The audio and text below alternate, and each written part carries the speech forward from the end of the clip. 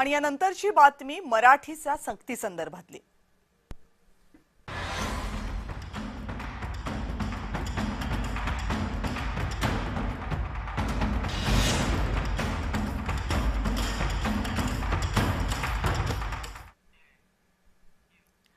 बातमी रिक्षा चालकांना केलेल्या मराठी सक्तीची। मुदतवाद आणि कारवाई एकाच वेळी राबवण्याचा निर्णय घेण्यात आला। मराठी शिकायला 15 ऑगस्ट पर्यंतची मुदत। परिवहन मंत्री प्रताप सरनाईक यांनी आज ही घोषणा केली।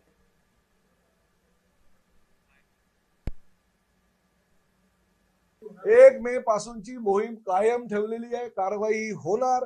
फक्त मराठीसाठी त्यांना 15 ऑगस्ट पर्यंतची मुदत दिलेली आणि तीही आम्ही शिकू, परंतु आमची 1 मे पासूनची जी कारवाई आहे ती राहणार।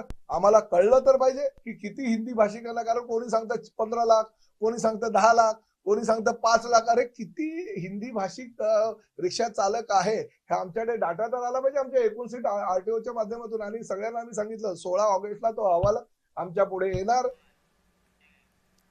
रिक्षा टॅक्सी चालकांसाठी मराठी सक्तीच्या निर्णयावरून राजकारण रंगलं। याबद्दल शिवसेनेचे नेते संजय निरुपम, उद्योग मंत्री उदय सामंत आणि खासदार संजय राऊत यांनी काय प्रतिक्रिया दिली बघूया।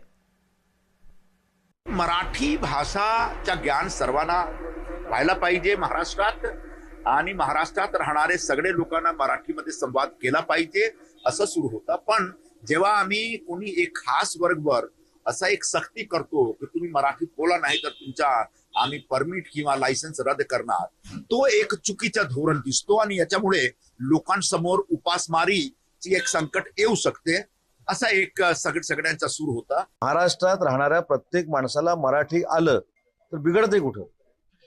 जर आता पानसरे साहेब इथे आहेत किंवा त्यांना विचारा, IAS ची परीक्षा दिल्यानंतर महाराष्ट्रामध्ये त्यांना जर त्या संबंधित माणसाला नोकरी करायची असेल तर मराठीचा पेपर द्यावं लागतं, मराठी बोलणं यावं लागतं। मग जर जिल्हाधिकारी स्तरावरचे अमराठी माणसं मराठी बोलू शकतात किंवा शिकतात तर सर्वसामान्य देखील शिकलं पाहिजे। ही काही सक्ती नाही, हा भावनेचा भाग आहे।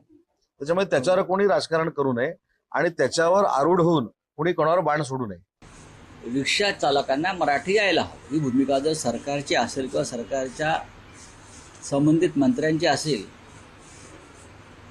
तर त्याच्यावरती प्रतिवाद करण्याची गरज नाही। आपण या शहरामध्ये येऊन रोजीरोटी कमवत आहे। आपल्या रिक्षात बसणारे बहुसंख्य लोक मराठी असतात। आपल्याला मराठी येत नसल्यामुळे गैरसमज निर्माण होतात, मारामाऱ्या होतात, वाद होतात। त्याच्यामुळे तुमच्या सोयीसाठी मराठी शिकायला पाहिजे।